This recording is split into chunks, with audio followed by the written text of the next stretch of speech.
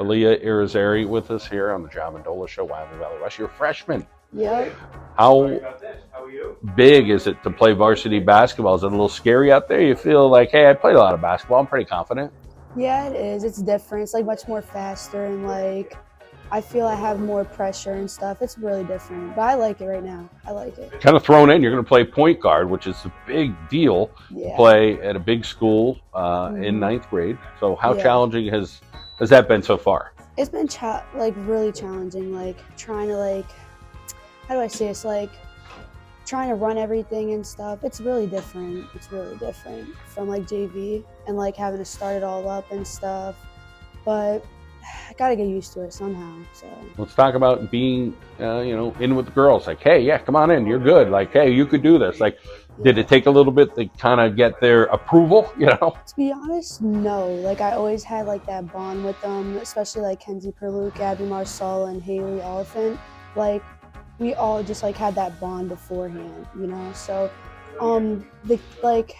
growing a bond was really quick. It was really quick, I should say. You're a basketball girl, and it's all you've ever done, right? Yeah. Let's talk about when you first started, how you got started, family members. How'd you get into it? So I actually got started when I was like around like 5. Claudia Sickfried used to live next to me, and we used to play basketball all the time outside and stuff. And that's really how I got started with basketball, is from her. And then I started in elementary getting into the little mini leagues and stuff.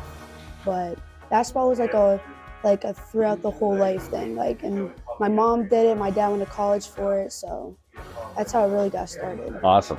Let's talk a little bit about, learning from Coach and things he talks to you about. And he seems like a positive guy. He's trying to reinforce, hey, we're going to get through this. We're going to have some lows. Yeah. We're going to have some highs.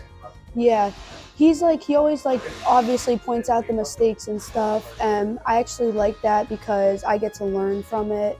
And I feel I'd rather an honest coach who points out everything than one that just lets it slide, because sometimes you need that. You need the honest truth.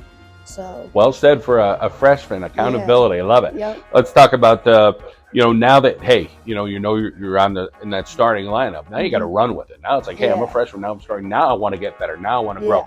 Do you see your future with the game of basketball getting better every year? Yep. That I've been doing the trainings. I do fall off season. I'm always training. I'm always doing basketball. So I do see a bright future. I have some plans already.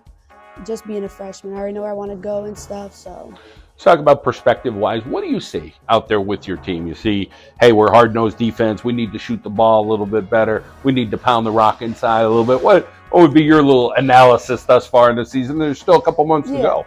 I feel we still need to learn a lot. We need to get that chemistry up more. We need to get more confidence.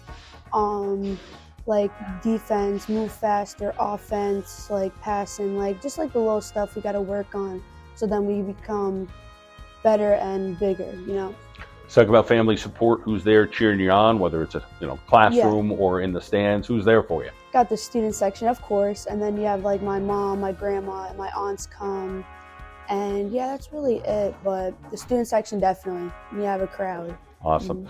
Well, we wish you the best for the holidays upcoming, and a happy New Year. Happy New Year.